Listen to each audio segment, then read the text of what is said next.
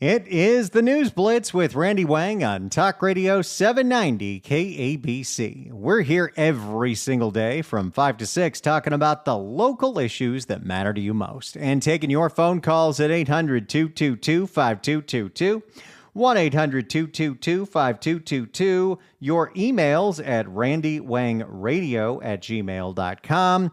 You can give me a follow on all the socials, Randy Wang Radio, youtube.com/@randywangradio, and search for the KABC News Blitz wherever you get your podcasts. Well, news was broken just a few hours ago that you probably were already aware of, but I think it's time to make it official. Even the CEO of the parent company of Southern California Edison is ready to admit that they likely started the Eaton Fire. What does that mean for fire victims? What does that mean moving forward? Let's find out. Here's a report from KTLA. Now, though, investigators still working to determine what exactly sparked the Eaton Fire. SoCal Edison says its own faulty equipment is likely to blame. KTLA's Andy Rose. That's not good. Especially, well, it's good for all the lawyers that are on behalf of the fire victims getting ready to sue the crap out of SoCal Edison. The problem here is because SoCal Edison is a it's a private monopoly. We're going to be paying for this. See, here's how it works. Even though after the devastating fires in Paradise and Grizzly Flats and all these other places, one of the things that Gavin Newsom did after bailing out PG&E was creating a wildfire victims fund that the monopolies, PG&E, SoCal Edison, and San Diego Gas and Electric all have to pay into. And they pay into it with your ratepayer money. So there is a fund for the victims. But even then, you look at what happened with the Woolsey Fire, and the Woolsey Fire was many years ago, but it only finished being settled this year. And when the settlement was done with the Woolsey Fire in the Malibu area, well, SoCal Edison was given the green light by the regulator, the California Public Utilities Commission, to increase rates on ratepayers to pay for all the lawsuits. So the victims will get paid out, but everyone's going to have to pay more, and those rates are not going to go down. And once again, the utility, which when it came to PG&E and the Camp Fire, was found criminally liable of that destruction. Since nobody goes to jail, no harm, no foul, and let's just see what happens for the next one. Ramos. You know, this is one of these stories where I should just get Zillow ready because I'm getting real close to wanting to move the hell out of here. It's live in Altadena with the latest details. Annie Rose, good morning. Frank, Jess, good morning to you both. Yeah, the official investigation into the cause of the Eaton Fire is still ongoing. That is being conducted by CAL FIRE. But we sat down with the CEO of Edison International. That's the parent company. If the CEO is sitting down wasn't he the one that sat down and was like, no, we're 100? Yeah. This was just a few weeks after the fire. He sat down for an interview, I think with NBC4, and said, we are so sure it's not us. We've looked at everything. And that was interesting. What's more interesting now is that he is saying, oh, yeah, might have been us. It's going to be bad. This is going to be bad for everybody. And is this company going to change its behavior? Of course not. They're a monopoly. Of SoCal Edison in order to better learn exactly why their company is now saying that their equipment is likely to blame for the deadly blaze.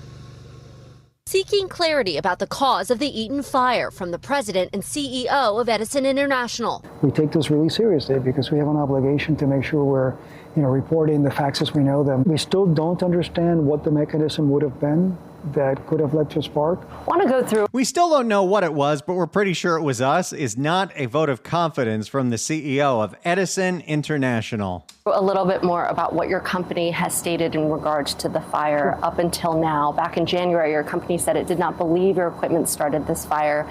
Then in April, you said it was, quote, certainly possible. That was in the regulatory filing where SoCal Edison in paperwork they had to file with the Trade Commission said, yeah, it's definitely possible. We might have some major liabilities moving for us. But again, that's after they said, to quote Billy Joel, we didn't start the fire. Edison equipment caused the Eaton fire. Now we have heard from the company saying the equipment is, quote, likely the cause. So can you explain what has changed? What has led you to change this conclusion? Yeah, and it's as we investigate further, Even though we were so sure in the beginning it couldn't have been us, we would never do that, even though we've done that quite a lot. Isn't even the federal government charging SoCal Edison criminally with this fire? absorb the circumstantial evidence as we see the absence of another probable cause. Yeah, because, there was no arsonist arrested for this one. There was no, as far as we know, there was no homeless encampment that was right under one of those towers. And I know it was really windy, but fires don't just start if there's no lightning. Northern California, a lot of fires get started by lightning. Not really the case in Southern California. Frankly, as time moves on, that has led us to adjust the statements that we're making. While CAL FIRE is still investigating the official start of the Eaton fire, evidence points to Edison's equipment. Oh, no. The surveillance video from That was the other thing. So many locals had video of when this fire started. And when you see the video, you're like, well, what else could it possibly have been? Altadena gas station may show the start of the firestorm that in minutes explodes in size. We've all seen the video. We still... Yeah, and that video is going to get shown in a courtroom over and over and over again. And again, I think every single victim should be paid out whole. They should be made whole. They should be either having their homes rebuilt and not on their dime, or be given the choice to move wherever the hell they want. But we're all going to pay for this. We always end up paying more, and these utilities do not change their business practices. They have no reason to, because they can pass on the cost to you and to me. Don't understand what may Well, I'm LEDWP, but we're not much better. have happened. The Eaton fire began around 6:18 p.m. on January 7th in the hillsides above the Eaton Canyon Wash. Powerful winds driving the fire into the foothill communities like Altadena. There was a major red flag event. You knew days in advance. National Weather Service calling it life-threatening winds. Everyone knew that except for Karen Bass, who went to Ghana. Why Never going to forget that one. wasn't that enough to shut off the power? So we did shut off the power on some of the distribution lines in the area, not on the larger transmission lines. You did have, I'm sorry, but the higher wind gusts even before the fire, 2:20 p.m., 63 miles. And for all the, we have to do these public safety power shutoffs because we don't want to start a fire. And so anytime it's a little windy, they shut it off. And you see this a lot in places like Simi Valley. When it's the worst wind event of all time in Los Angeles County and you don't shut off the big transmission power per hour. So our team was monitoring all of that, and they had not hit the threshold criteria for de-energizing those transmission lines. So what would it be? I know you mentioned all those I can other get that. factors. I don't have those numbers in my head. But is there a... At what point, when you're in that big of a disaster, because they seem to shut it off all the time, it's almost like it's completely arbitrary. And nobody likes those public safety power shutoffs. Maybe you should invest in dangerous, windy areas that are prone to fire, doing what other countries have done. And I know it's not possible for every line, but there are plenty of places where you can underground a lot of this. Whatever the upfront cost is, which, by the way, the utilities shouldn't care about because they can jack up prices on the ratepayers for it. Do you know that public utilities, and by the way, it's the only thing that I enjoy about Tom Steyer running for governor, because that Love Actually ad really irritated me. But one of the things that I will say about Tom Steyer is he's the only one talking about our private utility monopolies and the fact that they get a guaranteed rate of return for investments like undergrounding. PG&E is finally doing it because they can jack up the rates every time they announce another project. So you have a financial incentive to do it. Get it done. Don't say it's impossible. It's 2026. 70 mile per hour and 80. Happy to give you a follow-on interview with our team. In September, the federal government sued Edison. Prosecutors alleging the utility's equipment sparked the deadly wildfire, pointing to that transmission tower where an idle line unused since 1971 may have been re-energized through a process called induction. Some people have called it like a zombie line. And think about that. Why do you have a tower and why do you have lines that have been sitting unused for 54 years? What is this? I'll tell you what this is. These are monopolies that in everything's too regulated California don't have nearly enough regulation, because the true matter of the fact is, who's on the California Public Utilities Commission? Who's supposed to hold SoCal Edison and PG&E and San Diego Gas and Electric accountable? Well, it's the appointees to the CPUC that are mostly made up of lobbyists and former employees of PG&E and SoCal. How many former PG&E employees are working at very high-level positions in the government, like members of the Assembly and State Senate? Hell, a former PG&E employee is Janice Quinones, who is in charge of the LADWP for $750,000 a year, and her failures led to the Palisades fire. Calling the company negligent. Karen Bass said she had to give Janice Quinones $750,000 because she was taking a pay cut, because that's how much she was making at PG&E. And we disagree with the comments about negligence. Why were the idle lines not removed? One, there's a cost to customers when we remove the lines. Oh, because now SoCal Edison cares about customer prices. Now they care about ratepayers. They don't. They really, really, really don't. They don't have to. They don't have competition. And I don't know how you do competition. Believe you me, the cities that have tried to get out of their contracts with PG&E, it is a nightmare and a half. San Francisco has been trying to get out of PG&E's thumb for 100 years. Secondly, just as importantly, those idle lines actually give us optionality for future lines that may be needed. We're going to keep this tower that's got zombie lines on it that could be re-energized in a disastrous event because maybe someday we'll use them? That's pathetic. That is not safety-oriented. Have any plans to use that infrastructure? Not that one yet, but again, because we think in terms of decades, not years, we don't know what the future will bring. Was it a mistake to leave the abandoned equipment when there was no plan to use it in the future? No, and I don't know about that. We will continue to maintain idle lines in place. And Frank and Jess, I am standing on Michelle Majid Hughes' property. Her family has lived. She's standing out in front of, which is nearly a year later, an empty lot. Because on top of the failures of SoCal Edison, not only when it comes to starting this fire, but to paying out the victims, making them whole from the wildfire fund that we all pay into. No, what they want to do instead is nickel and dime you, pay you a little bit if you promise not to sue. Good luck with that. At the same time, you have the insurance companies, whether it's State Farm or the California Fair Plan, that are not fulfilling their ends of the contract. I feel for the people in Altadena, in the Palisades.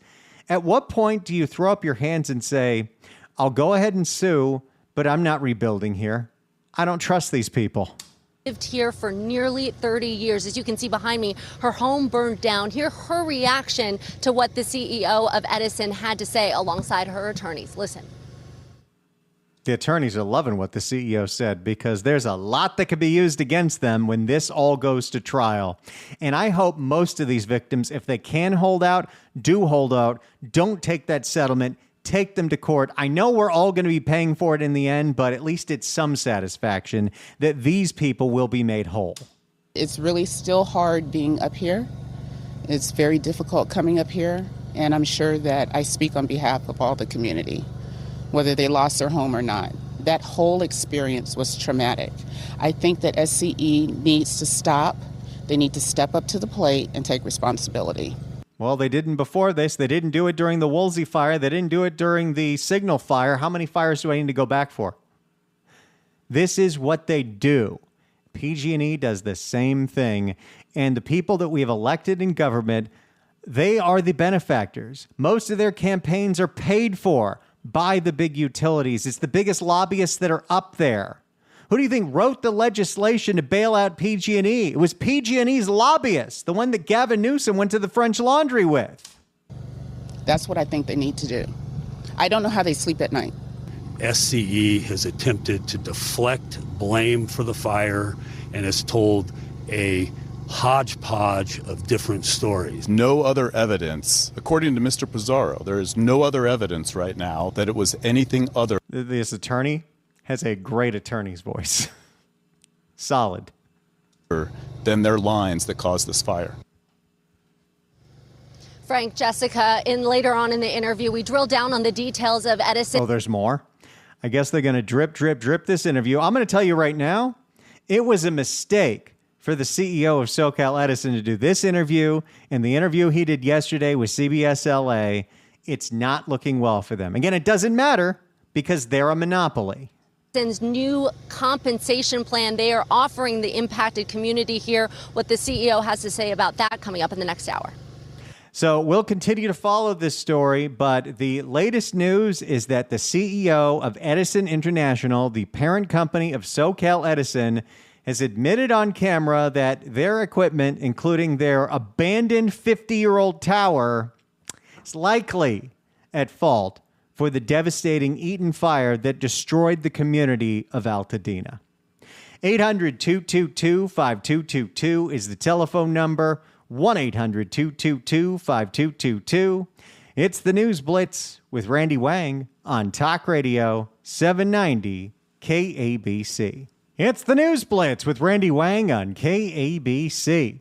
800-222-5222 is the telephone number. 1-800-222-5222. You know what? Usually I do this later in the show, but I'm going to do it now because I'm in the giving spirit, everyone. Are you ready for a giveaway? I think you are. 790 KABC welcomes the Pink Floyd tribute by Which One's Pink at the Canyon in Agora Hills on January 31st.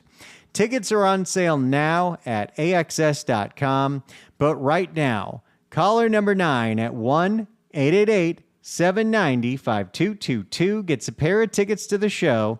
Tickets furnished by the Canyon, where music meets the soul. Good luck dialing. Now, I have to promote something because usually I'm pretty aware that almost everybody listening to this show knows that I also co-host the John Phillips Show from noon to 3. And Johnny and I are finishing our 5th year in the noon to 3 time slot, or is it the 6th year? I can't do the math. So we did 2020, 2021, 2022, 2023, 2024, 2025. Okay, we have done that time slot together for 6 years. And I'm wrapping up the 2nd year that I've been hosting this show from 5 to 6. Well, we have a little tradition. The last show of the year, every year, we've been doing this since I think 2022, is we do the drop of the year. All the news stories that I play on the John Phillips Show, and some of them on this show, every once in a while, there's a silly little drop, something that sticks out in your head that I need to save so I have that in the future. Sometimes it's an actuality from a news story, like this guy who was really pissed off that a person coming out of a courthouse had a car block in the bike lane. Sometimes it's newsmakers like former Alameda County DA Pamela Price, who is now running for that office again. F around and find out. Sometimes it is our newscasters who say things that get stuck in my head. Plus, it has happened again. Hey, Marla. Sometimes it is politicians like, I don't know, a certain candidate for governor who we made sure everyone saw the interview she did with CBS Sacramento's Julie Watts. Well, to those voters. Okay, so you... I don't want to keep doing this. I'm going to call it. Okay. Thank you. You're not going to do the interview with us? Nope, not like this. I'm not. Not with 7 follow-ups to every single question you ask. That might win. So here's the thing. Starting at noon tomorrow, Johnny and I, and when I say Johnny and I, because I'm the one who hits the play button, are going to go through every drop collected in 2025. Every single one. And that's going to be a Herculean task because there's over 100 of them. You know what? Maybe what we'll do in the next segment is I got an idea. Either I'm going to tell you this story about how Instacart is jacking up your prices, and I like that idea, or we might start sorting out what these sound like. Maybe we'll save that for noon to 3. When we come back, be careful if you're shopping on Instacart, because it turns out they're, without you knowing, doing the same kind of dynamic pricing nonsense that the airlines do. 800-222-5222 is the telephone number. 1-800-222-5222.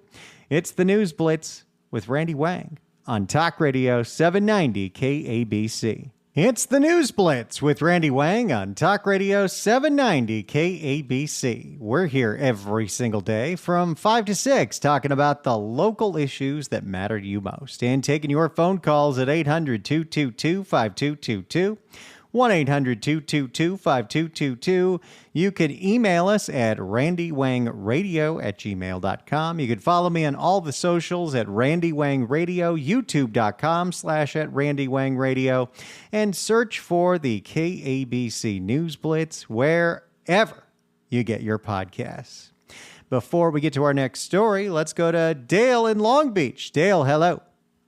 Hello, Randy. I don't think the CEO of Pacific Gas and Electric's worried about any rate increases because she made $17 million last year and is going to make $15 million this year. That is very, very true. And the way that these utilities have worked out a deal, they get guaranteed rates of return on investment. So everyone's going to be making money. Even the people investing in these utilities is going to be making money, whether they do good or whether they do not so good. And they can keep justifying rate increase after rate increase after rate increase. I got a sound drop for you, Randy. Go for it. Sounds like a bunch of BS to me. Love it. Thanks so much for the call, Dale. Appreciate it. All right.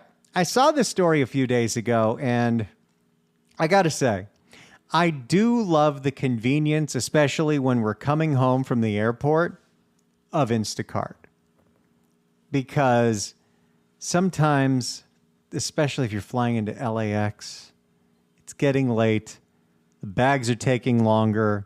Just to get the Uber to pick you up is taking forever. There's traffic on the 405. Heck, one lane is closed on the 405. It's a nightmare. So you can either wait until you get home and then figure out your grocery list, go to the market if it's still open, get your food. Because otherwise, if you don't get groceries, you're going to order DoorDash. And that's a whole other topic for a whole other day. Because DoorDash is expensive, and usually you'll be ordering food that's not so good for you. But Instacart, you can order from your favorite grocery stores. Well, you can't order from Trader Joe's, but you can order from Ralph's, you can order from Vons, you can even order from Costco if you have a card, you can order from Gelson's, you can order from some more boutique markets like Sprouts, or I like that Lazy Acres out in Los Feliz, and sometimes Instacarting is easier than driving all the way out to Los Feliz because we live in the valley. So it's very convenient. And I think you know off the bat that you're going to be paying a little more, especially if you're getting delivery, because you're not only paying for someone's time and energy and a tip and everything else, but there's service fees. Even if you have Instacart Plus, you know that it's going to cost you a little more. What wasn't known and has been discovered thanks to a massive research project between Consumer Reports and a group called A More Perfect Union is that Instacart has an algorithm that is charging different people different prices for the same product on the same day. How? Don't know. But it sure seems to be the same bizarre, insane, no-nonsense way that airline tickets are calculated. Like, I don't know if you're ever flight watching, and some services are better than others. Like, for the most part, if you're buying a flight on points, Alaska's are pretty much distance-based. But you ever look at Americans, which are demand-based? So I was looking at this flight out of Madrid for a long time because we were trying to figure out how we're getting home from our big vacation. And so for every day for a month, I would type in the exact same route. I would type in the exact same flight just to see what the prices were. And the main cabin would go from $50,000 to $60,000 to $70,000 to $90,000. And it would just fluctuate on a daily basis. The business class seats would go from 150,000 points to 200,000 points to 300,000 points to, oh, they've got 2 seats left and they're at 450,000 points. But if you could spring an extra 10,000 and you get them for 460,000 points, you can go first class. So you can fly one way from Madrid back to the United States for 920,000 miles. And then tomorrow it's going to change. And the day after that, it's going to change. Well, what do you know? It looks like the grocery stores, thanks to being able to buy online with a service like Instacart, are starting to do the same thing. For more, we go to CBS 8 in San Diego. Surveillance pricing is a practice where... Wait, I thought we banned that. Oh, they banned it in parts of San Diego because you remember that another thing the grocery stores wanted to do was they wanted all of the price tags to be digital. So items could go up or down throughout the day based on a demand algorithm. It's the same kinds of algorithms, by the way, that a lot of rental units have bought into these programs that are supposed to tell you what the median rent should be, and they are artificially inflating the price of rent. Surveillance pricing is a practice where companies use customer data, whether it's your purchasing history or information about your income, where you live, et cetera, to charge you different prices. More and more companies are using... So what? They find out that I really like Cosmic Crisp apples and that I don't really like any other kind of apples. I'll enjoy a Honey Crisp or a Pink Lady, but truly the Cosmic Crisp apple is my preferred apple. And so since they know that I'm obsessed with that apple, they're going to charge me more for that apple? Not cool! More and more companies are using artificial intelligence to adjust prices up and down based on the information they gather from shoppers. According to Elizabeth Pancotti with the Washington, D.C. nonprofit, the Groundwork Collaborative. If you buy the same peanut butter every week at the grocery store, you might get charged a little more than your neighbor who is a little less discerning about their peanut butter choices. This is probably already happening with certain platforms. I wouldn't be surprised if Amazon does this. Because you know what Amazon likes to do? Amazon likes to get you for daily products. Maybe it's paper towels, maybe it's toilet paper. Subscribe and save, get 5% off, auto ship, and then you'll totally forget about this charge. And slowly but surely, they increase those prices over time to the point where you don't even realize that you're paying more for that subscription to crappy Amazon toilet paper, crappy Amazon paper towels, than if you bought the fancy stuff. I am not kidding. This is a true story. Whenever my wife got onto the paper towel subscription was probably COVID. And that's when probably a lot of people were doing this because you couldn't go to the grocery store and sometimes the grocery stores were out. So you felt like you had to stock up. So every month we have a box of paper towels come in from the Amazon Presto brand, which is just their basic brand. It's fine. And I remember at one point she did that and she didn't get one of the name brands because it was so much cheaper. Well, a funny thing happened. I don't know why, maybe tariffs, who knows, but the Amazon paper towels stopped showing up. And they stopped showing up so long that we finally ran out of them. And at that point, I was desperate enough where I needed to buy some more paper towels. So I looked on my Target app and I was like, you know what, if I'm going to buy paper towels, because the other thing is the Amazon paper towels definitely went down in quality this year. I'm not alleging it. Actually, maybe I am, because they definitely got flimsier. They definitely got less absorbent. I don't know if they're just making them with cheaper material, but I wouldn't be surprised. But I was like, screw it. I'm going to buy this. I'm going to get something I like. So I went for those really fancy paper towels, you know, the Viva ones, the cloth-like ones. And I bought them on a normal sale. But I figured, okay, well, these are more expensive, but it's a higher quality paper towel. When I showed my wife what I paid for the Vivas, she looked at it and said, wait, That's what I'm paying for the crappy Amazon ones, because the price had gone up that much in the last 5 years. So yeah, this is happening in retail, and it's now happening in food. When we come back, we'll finish this story, how grocery stores are getting into adaptive AI-based pricing. Watch out.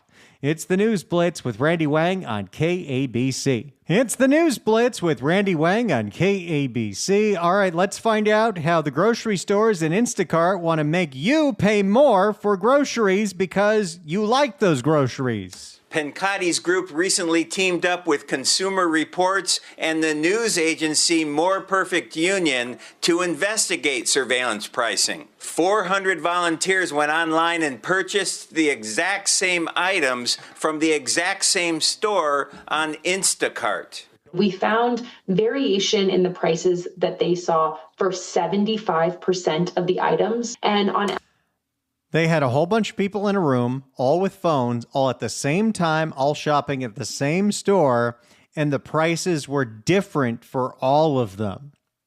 This isn't good. And on average, that spread, the different prices that folks saw, was 7%. That could cost families $1,200 a year, given how much they spend on groceries typically. Pencotti says online retailers can gather information from shipping data and smartphones, while brick and mortar stores can use consumer loyalty cards to gather years of purchase history data. Yeah, you know how when you go to Ralph's, you got to enter in your mother-in-law's phone number so you can get the discount on the mayonnaise? Well, it turns out every time you do that, they've been logging every purchase that you've ever made into an account. So now they know who you are, they know that you buy mayonnaise, and now they know they could charge you more for mayonnaise. Because what are you supposed to do? Start using Miracle Whip? Hell no. There are some pilot programs for electronic shelf labels, which instead of a paper price tag, there would be a little digital screen that could allow stores to actually change prices in real time. Instacart responded to the investigation saying, quote, "Prices never change in real time. They are completely randomized. I don't think that makes it any better. Personal, demographic, and user-level behavioral data are never used to set online item prices on Instacart." So they're just completely random? That's not good either. Consumer advocates... They're obviously building profiles about you. Your data is so unbelievably valuable, and it's for things like this. It's for grocery stores knowing what products you buy, not so they can advertise those products to you, because they're doing that, believe you me, but also they know that you, especially if they know how much you make because you have all your financials and you probably have all your credit cards into these apps, they know that you probably can pay more. Not cool. Consumer advocates offered some tips to avoid surveillance pricing. Use a private web browser, clear cookies, and check prices using multiple devices. Okay, that's a lot of work. Two bills that would essentially ban surveillance pricing in California have stalled in Sacramento. A similar bill was just introduced this week in the U.S. Senate. We'll let you know what happens. Well, it's the U.S. Senate. Good luck with that. I'm surprised the ones in California didn't go through, but the grocery store lobby is strong. Working for you, David Gottfredson, CBS 8. So there you go. The next time you're on Instacart, if you're wondering why things are getting more expensive, it could be because they think you're willing to pay more. It's getting kind of scary out there. It's the News Blitz with Randy Wang on KABC. It's the News Blitz with Randy Wang on KABC. You know, we're just almost a week away from Christmas. It's coming so quickly. It's a week from tomorrow. So it's a week from Christmas Eve right here. And I always try to do this at least once a year, give you some holiday movie picks because we love watching our Christmas movies. Every time we get home from Thanksgiving, the first thing we do is put up the tree and we put Home Alone on in the background. And the 5 movies that we love watching every single year that are musts, that are classics for us: Home Alone, Elf, The Holiday, Love Actually, and Bad Santa. But here's what I'm going to give you now.